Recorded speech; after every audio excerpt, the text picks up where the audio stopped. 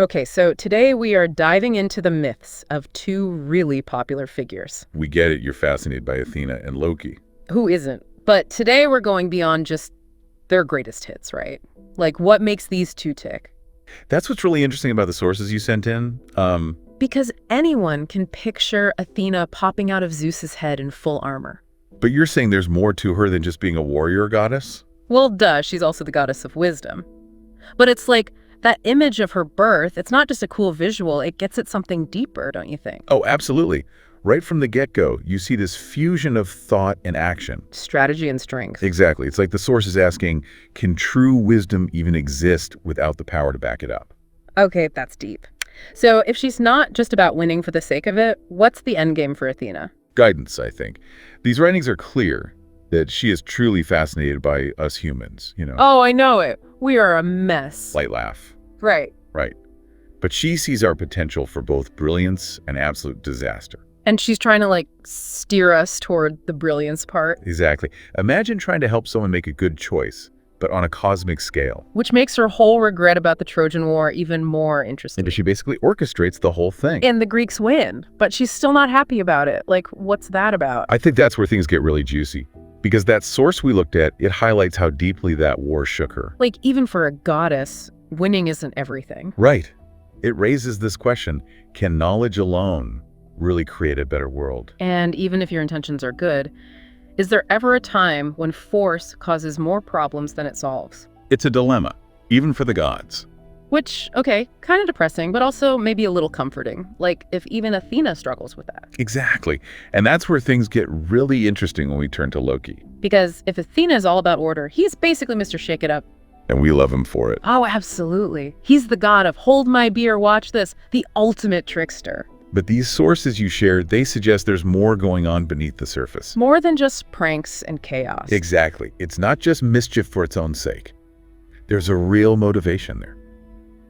Freedom. Freedom from what? Like, rules. Exactly. A total rejection of rigid power structures, whether they're divine or otherwise. Like that friend we all have, right? The one who always pokes holes in every plan, questions every tradition. Drives you crazy, but also makes you think. Exactly. So how does that explain Loki's, shall we say, more mischievous moments? Well, that's where I think his loneliness comes in. Loneliness. Mr. Life of the party. Yeah, there's this real yearning for connection that I think he masks with all the pranks and mayhem. So, like, are his tricks just a cry for attention? Maybe. Or maybe he just doesn't know how to ask for what he really wants. Which is kind of heartbreaking when you think about it. It is, and it makes those moments when he does show remorse even more interesting. Because he does feel bad sometimes, right? He's not a complete monster. Right, but even then, it's not always about regretting the chaos itself. More like regretting how it affected people he cares about. Exactly. Which is, let's be real, so Loki. Totally. Yeah. Okay, so we've got Athena wrestling with the limitations of wisdom, Loki trying to find connection in the middle of all this chaos. And what's fascinating is how both of them are dealing with the consequences of their actions, even when their intentions were good. It's like being powerful doesn't mean you're off the hook when things go sideways. Nope, not even for the gods. It's like they both want to make the world a better place, but they have totally different approaches. Right, like Athena is all about strategy, finding the most elegant solution. She's the ultimate chess master, always thinking 10 steps ahead. And you can see that in so many of her myths. Oh, absolutely. Think about the Odyssey. She's basically Odysseus's guardian angel. Guiding him through every challenge, using her wisdom and her foresight. But she's not down there in the thick of it with him. She's giving him the tools to succeed on his own. Which makes her regret over the Trojan War even more interesting to me. Because she planned that whole thing, Yeah. And it worked. The Greeks won, but she was still super torn up about it. Yeah, and the source we looked at, it actually quotes her lamenting the cost of that victory. The loss of life, the family's torn apart. It's like she realized that even a carefully crafted strategy can have unintended consequences. So what you're saying is that even gods struggle with finding a good work-life balance. Maybe, but I think it also speaks to a very human experience. We can plan and strategize and do everything right. But sometimes life just throws you a curveball. Exactly, and it's in those moments, those messy, unpredictable moments, that Athena's wisdom really shines through.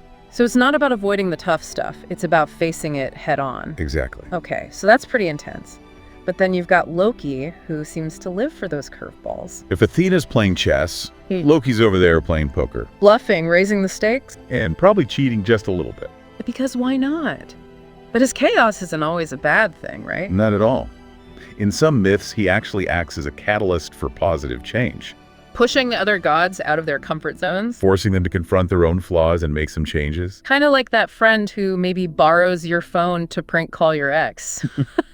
Totally inappropriate. But sometimes you gotta admit, a little chaos is exactly what the situation calls for. It's about disrupting the status quo, challenging those old ways of thinking. Even if it means turning the whole game board upside down. Sometimes that's the only way to win. Okay, but we talked about regret earlier. And it's tempting to just write those moments off as weaknesses. Like, Athena shouldn't feel bad, she won. And Loki. Chaos is his whole thing. Right, but I think those moments of vulnerability, those flickers of doubt. They make these gods feel more relatable, more human. Exactly. It's not about being perfect. It's about being real. And those moments of realness, when we see their struggles. That's what makes these myths so powerful, so enduring. Because they reflect our own messy, complicated relationship with the world. So we've got these two figures, right? Athena, all about strategy, and Loki, who's basically the god of just going with the flow. And yet both of them offer us some really valuable insights into, how we live our own lives. Which brings us to the question everyone's asking, what can we actually learn from these two? I mean, they're gods hanging out on Mount Olympus. We've got bills to pay. That's the thing about mythology, though, right? The stories might be ancient, but the lessons are timeless. So spill the tea. What wisdom can we get from these divine misfits? Well, with Athena, I think it's about embracing curiosity and strategy. Okay, so she's not just about winning battles, she's about seeking out knowledge. Exactly. She's asking us, what are you curious about? What are the questions that keep you up at night? Instead of scrolling through social media, huh? Maybe. But what if we actually dove deeper into those things that pique our interest? Read a book, listen to a podcast. Exactly. Take a class, talk to someone who knows more than you do. The point is to be an active participant in your own learning. Don't be afraid to ask questions, even the dumb ones.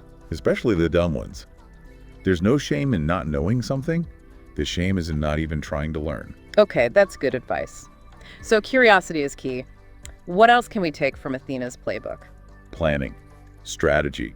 Now, I'm not saying you need to map out your entire life on a spreadsheet. Although a good spreadsheet never hurts. True. But having some sense of what you want and how you might get there, it can be really powerful. So instead of just letting life happen to me, I can actually try to, set some goals. Yes. And it doesn't have to be anything huge or overwhelming, right? Start small. What's one thing you can do this week to move a little closer to a goal? Even a tiny step forward. This is making me realize that channeling my inner Athena is basically just like being an adult, but with a cooler name. There's something to that. But remember, Athena's also about balance. Yes. Plan and strategize, but also make time for rest, for play, for connecting with people. Because what's the point of winning all the battles if you don't have anyone to celebrate with afterward? Exactly. And that's where Loki's energy comes in. It's not about going full trickster guy. Don't worry, my therapist has made it very clear that glitter bombs are off the table. Probably for the best. But Loki's real lesson isn't about chaos for its own sake. It's about questioning things, challenging the status quo, being open to new possibilities. So less about actual explosions, more about metaphorical explosions of thought. Yes, it's about that spark of curiosity, that willingness to see things differently, to challenge how things have always been done. Which, let's be honest, can be kind of scary, especially if you're someone who likes routine and predictability. Oh, for sure. Change can be scary, but it's also where we grow. And sometimes a little disruption is what we need, just to shake things up. Okay, I get that. But how do you know when to embrace your inner Loki? When is disruption good and when is it just going to cause drama? That is the million-dollar question, and there's no easy answer. But I think it comes down to intention. Are you acting from a place of curiosity, wanting to learn and grow, or are you just trying to, stir things up? So be mindful of your motives and how your actions might affect other people. Exactly. And be open to feedback, because even well-intentioned disruptions can sometimes backfire. So true. It's important to remember we're not gods. We're allowed to make mistakes and learn from them. Maybe the best lessons come from those times when we realize we may have, shall we say, overestimated our own trickster skills. Definitely. Okay, so as we wrap up here, we've explored these two fascinating figures. Athena and Loki, wisdom and mischief. And what we found is they both have something to teach us about navigating this messy, complicated thing called life. We've all got a little Athena in us, a little Loki. It's about finding that balance. And being kind to ourselves along the way. This has been an awesome deep dive. Thanks for joining me today. It's been my pleasure. Keep asking questions, keep exploring, and most importantly, embrace your own unique blend of wisdom and mischief. And on that note, I think I'm going to go find some mischief to get into. Until next time, folks.